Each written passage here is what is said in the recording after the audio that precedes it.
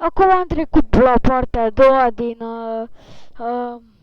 pur, pur pleci. Acum trecem tot la partea a doua. Acum facem memțăie. Ăsta și ăsta. Așa.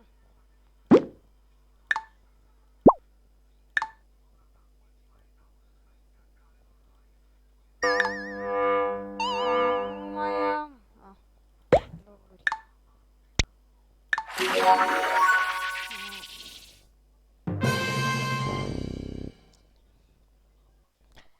Așa, acum la ceilalți îi facem ăsta.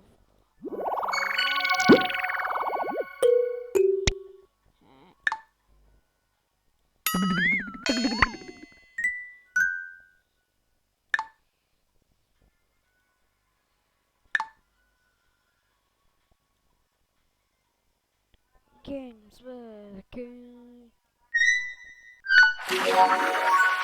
Așa. Acum trebuie să mai facem un play.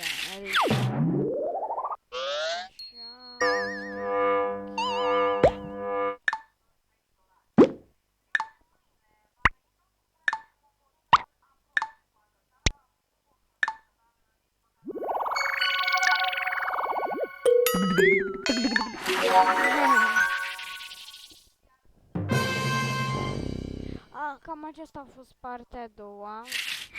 Nu uitați să dați like și subscribe dacă v-a plăcut. Pentru data viitoare, la partea a treia. Asta este partea a doua. La revedere!